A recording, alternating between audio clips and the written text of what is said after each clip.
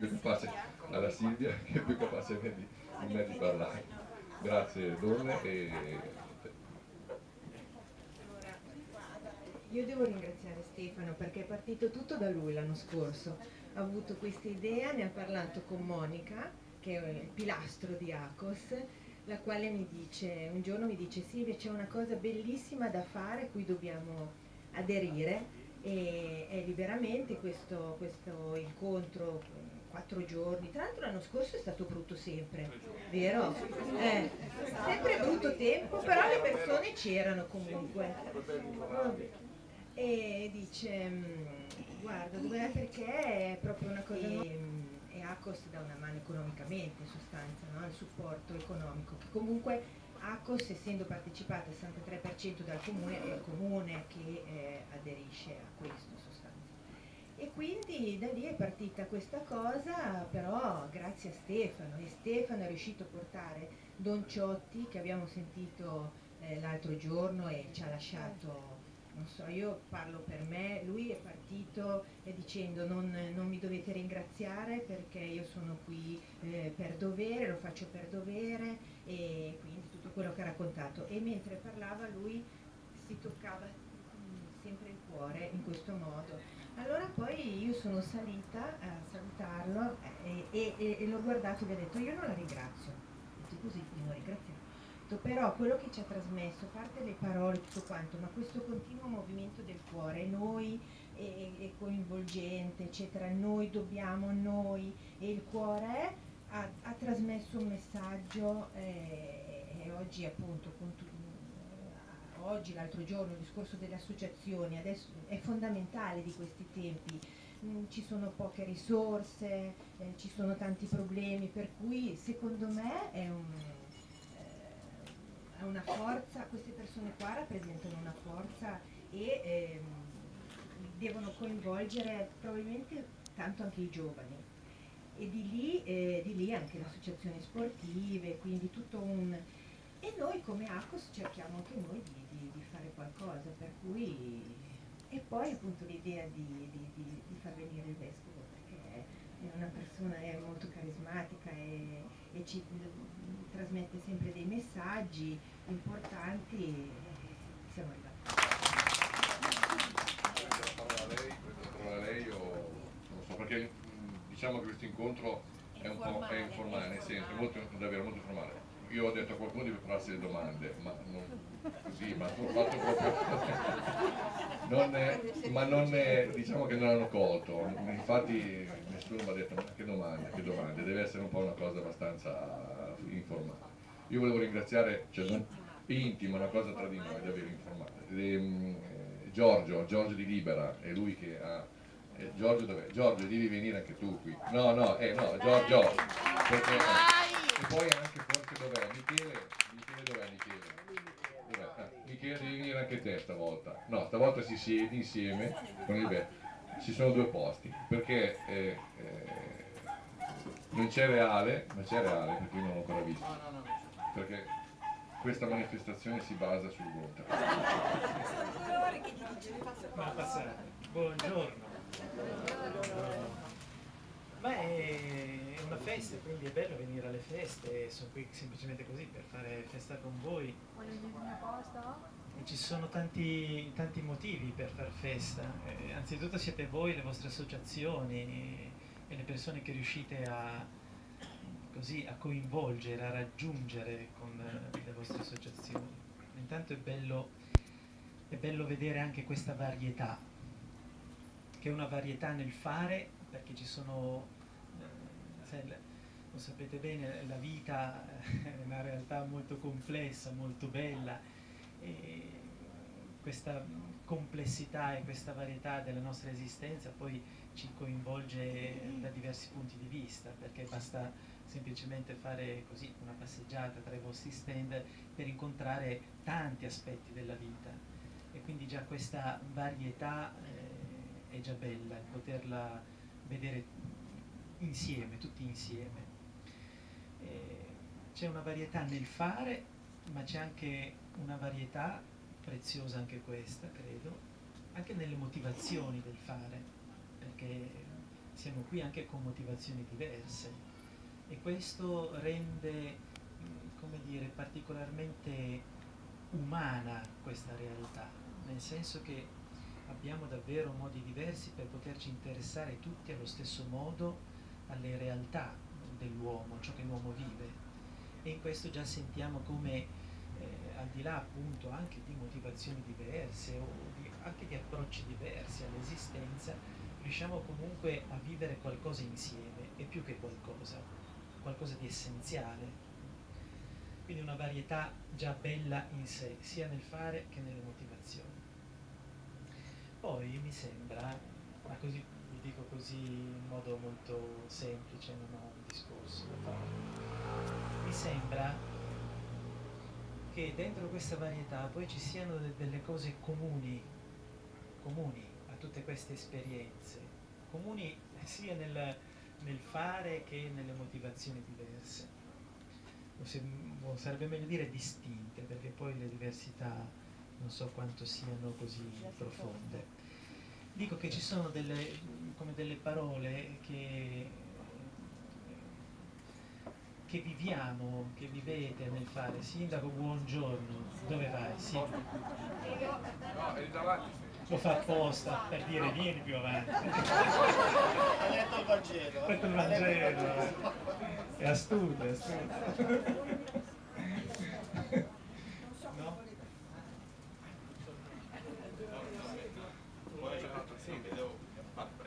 No, ci mancherebbe. Bene. Dicevo che in questa varietà del fare, delle motivazioni, poi ci sono delle cose comuni e tutte cose molto beni preziosissime, ma una cosa che c'è in comune tra tutte le associazioni, cambiano i nomi, cambiano le attività, in comune però c'è la gratuità, il dono, la logica del dono. Questo è comune a tutti. Tutti voi donate qualcosa di voi, dalle cose, ma soprattutto penso a quel bene più prezioso che è il dono del tempo che abbiamo a disposizione. E questo lo fate in maniera gratuita. Questa è una merce rara, la gratuità, in un mondo dove tutto è contato, devi sempre avere un ritorno, il che cosa ci guadagno. Non ci guadagnate nulla, apparentemente. In realtà c'è un guadagno ad altro livello, sicuramente. Però questa dimensione della gratuità, del dono, è sicuramente un bene prezioso, di cui ci accorgiamo come la realtà che viviamo ha sempre più bisogno, anche questo dialogo fecondo che c'è tra le istituzioni e il mondo del volontarismo.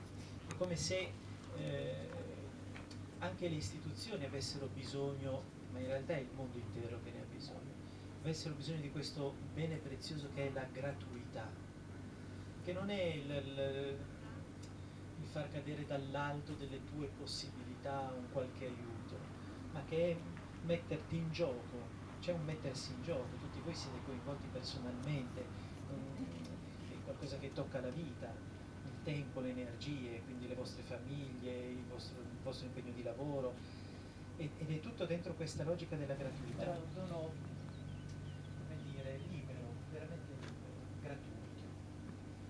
E questa cosa della gratuità è un germe buono da iniettare dentro la nostra società. E questa è una cosa anche in comune, facciamo cose diverse, però questa è una dimensione che è comune. Poi un'altra cosa che mi sembra ci sia in comune è questa attenzione verso l'altro. Tutte queste associazioni non è che pensano a se stesse, pensano a qualcun altro. Questa Siamo bene.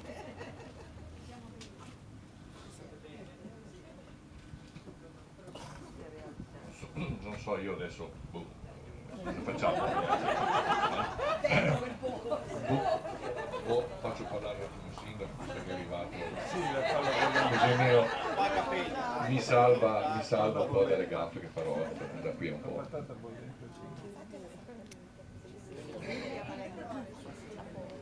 Buongiorno a tutti e mi scuso innanzitutto con il nostro vescovo ho cercato di fargli concorrenza perché alle 11 devo celebrare un matrimonio ed è per questo che sono arrivato in ritardo.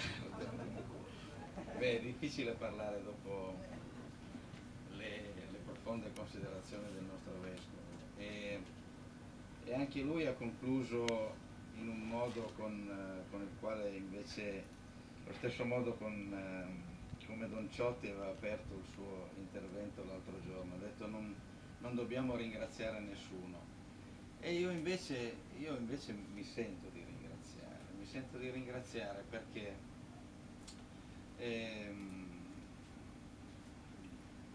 le considerazioni che ha fatto il Vescovo ci portano a davvero riflettere. È stato difficile, l'Europa si è costruita dopo la seconda guerra mondiale e adesso però questa Europa sta dimostrando davvero di essere fragilissima di fronte a un problema drammatico che è quello che ogni giorno noi in Italia ci poniamo, che è quello di accogliere persone che scappano da una situazione drammatica. E questa questione sta mettendo in difficoltà tutte le istituzioni, tutte.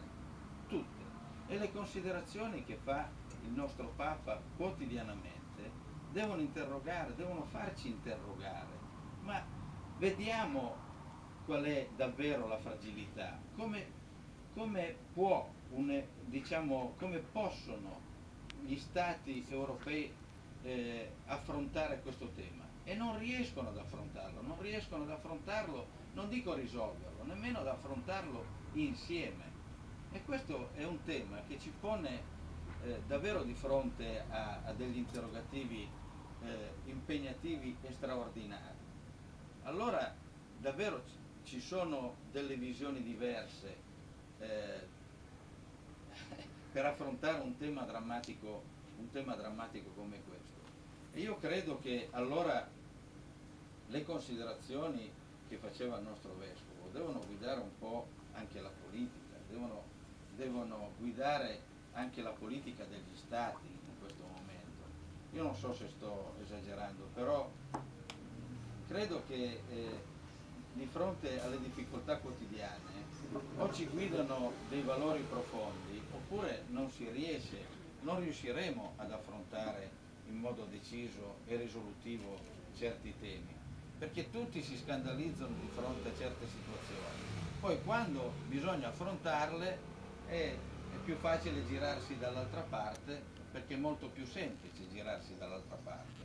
Come ha detto il Papa l'altro giorno, quando vediamo una persona povera che chiede la carità in una strada, insomma, un senso di fastidio ognuno di noi lo prova e allora ci dobbiamo interrogare, perché se ci scandalizziamo di fronte a certe cose poi ci dobbiamo scandalizzare di fronte a certe considerazioni che ognuno di noi fa quotidianamente, perché ognuno di noi poi le fa quelle considerazioni e lo viviamo quotidianamente, perché anche ascoltare, come diceva il nostro Vescovo, è importante. Quando noi riceviamo le persone in comune che chiedono appunto un sostegno per l'affitto, la bolletta, perché non riescono a mangiare, e riusciamo a tamponare come riusciamo. Fortunatamente ci siamo dotati noi comuni di un consorzio di servizi alla persona, ogni comune contribuisce pro capite con una quota pro capite, il comune di Novi per 28.000 abitanti, il comune di Serravalle per 5.000 e così via. Con quelle risorse riusciamo a fare quelle politiche di assistenza e di aiuto e di sostegno che sono importanti, che non sono appunto soltanto la carità, ma sono politiche che sono importanti per sostenere queste persone. Però anche ascoltarle, perché poi ci accorgiamo che quando una persona viene tutte le settimane e quando ti ha posto una volta il problema, la seconda volta lo stesso problema, la terza lo sappiamo, però viene anche perché vuole parlare. Se c'è qualcuno disponibile ad ascoltarlo, quella persona continua a venire perché ha bisogno anche di insomma, di sfogarsi, sente il bisogno di essere ascoltato. I diritti nello sport, faremo un cartellone, noi dove appenderemo questo cartellone in tutte le palestre, dove ci sono i diritti dei genitori e i doveri e i diritti degli sportivi, dei ragazzi, dei giovani, perché credo che anche loro, insomma, questo credo, io credo che sia davvero una strada da percorrere. Un consiglio da dare un po' alle nostre associazioni di volontariato per riuscire a stimolare, a rendere, diciamo, un po' più come dire, appetibile il mondo del volontariato per i nostri ragazzi. Questo è uno scenario, no? Dove poter confrontarsi. Io credo, nella politica giovanile abbiamo fatto un torneo, con le politiche giovanili abbiamo fatto un torneo delle scuole, dove le scuole si sono messe insieme per fare questo torneo delle scuole, insomma, per confrontarsi uno con l'altro. Era chiuso nel senso che i presidi avevano concesso soltanto la squadra di calcio. Allo stadio, quindi era chiuso lo stadio, sono arrivati 1200 ragazzi, ma non lo sapevamo un pochettino questa cosa, quindi abbiamo preso anche delle precauzioni. I ragazzi si sono comportati benissimo, hanno raccolto dei fondi da destinare a un'associazione del Novese. Si sono comportati benissimo, hanno capito il messaggio, si sono radunati, era una strada, nel senso, non so come dire, dove le politiche giovanili, insomma, hanno cercato di dare un senso al loro radunarsi. Non so se hai capito la domanda, forse sì, forse no. Era una domanda, cosa poter, non so, Cosa fare per... devo interpretarla, no? Ma forse è un po' il mio handicap, ma cercherò di studiare. Per coinvolgere i giovani e dare un consiglio all'associazione di volontariato per riuscire a, come dire, confrontarsi, perché molte volte facciamo un po' fatica, no? A dare spazio ai giovani perché forse magari hanno altri tempi, altre idee, sono un po', no? Grazie. Ma la speranza per il futuro sono i vecchi, non i giovani. Sì, è così. Perché in questo momento facciamo un po' fatica a coinvolgere, a raggiungere. Ma adesso, ma io credo davvero che intanto c'è anzitutto questa dimensione della concretezza, del fare, che io penso che è una parola che raggiunge i giovani, forse non siamo capaci ad offrirla come possibilità, me lo domando anch'io, non ho una risposta, però vedo anche che quando a dei giovani offri la possibilità di fare esperienza, di gesti concreti, questo li raggiunge come una parola, perché poi il cuore di un giovane ha bisogno di esperienza, di fare e anche di ideali più grandi. Io in questo penso che abbiamo a volte un giudizio un po' troppo negativo, vedo che quando incontrano esperienze vere poi i giovani si lasciano coinvolgere. Forse dovremmo, non so come, ma trovare il modo per anche proporre esperienze, partendo non da un pregiudizio nei confronti dei giovani, ma pensando che quelli che possono essere davvero momenti in cui si aprono. Ecco. A volte è vero che c'è bisogno anche di proporre esperienze che possano, insomma, anche un po' entusiasmare il cuore di un giovane. Io ho visto nell'ambito sempre lì della Caritas, abbiamo avuto alcune esperienze un po' estreme, certo il terremoto è stata un'esperienza estrema per noi, però il lungo terremoto, anche qui avete vissuto qualcosa del genere, ma attorno a quella realtà si è creata una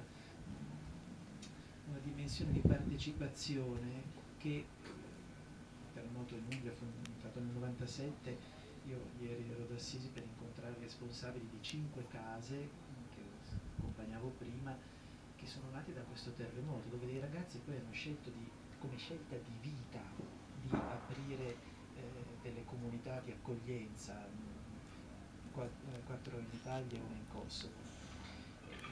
Esperienze forti che però alla vita di questi ragazzi appaiono non perché avessero chissà quali motivazioni, perché hanno incontrato qualcosa di vero e hanno potuto farne esperienza.